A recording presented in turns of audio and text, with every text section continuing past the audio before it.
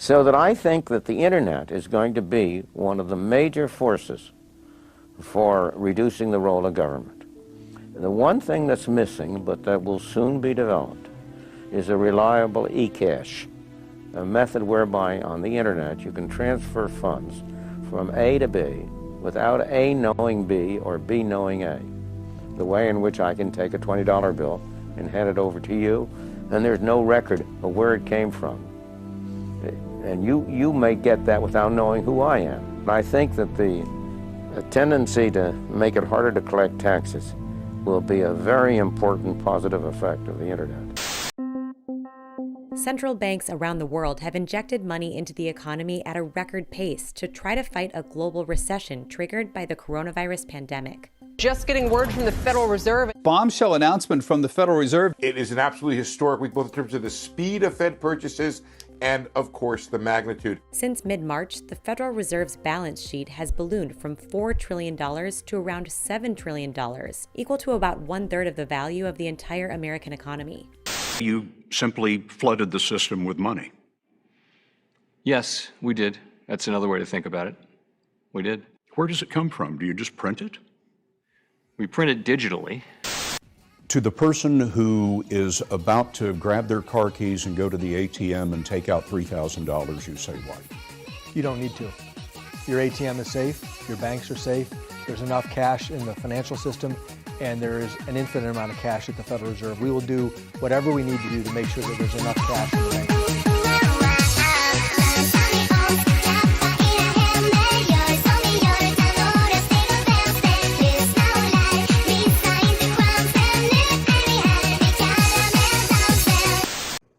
But one of the great calls I made is a year ago when Bitfuck was at $19,600. I said, it's over. We got some Bitfucks in there, I can tell. Too bad. Shows you the stupidity. And when that comes out, you heard it here first. Bitcoin is going to zero. Zero. When it comes out, zero. We've got debit cards. It isn't like we don't have a payment system. We've got WeChat in China, incredibly efficient payment system. China doesn't need Bitcoin.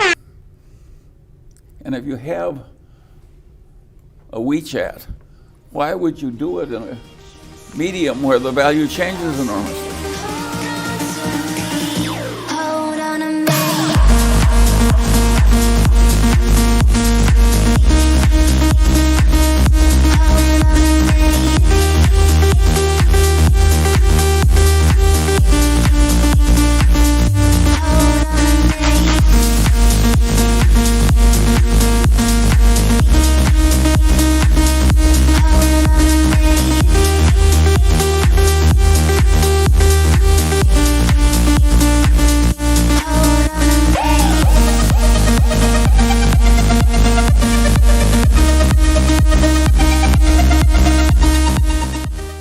The question we now have to ask is if technologically it is possible to make an impenetrable device or system where the encryption is so strong that there's no key, there's no door at all. What mechanisms do we have available to even do simple things like tax enforcement? Because if in fact you can't crack that at all, government can't get in, then everybody's walking around with a Swiss bank account in their pocket.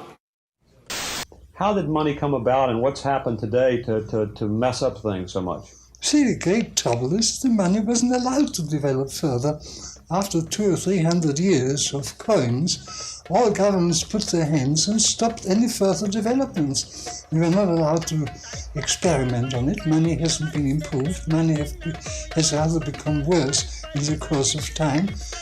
And I have come to the position of asking, has monetary policy ever done any good? I don't think it has. I think it has done only harm.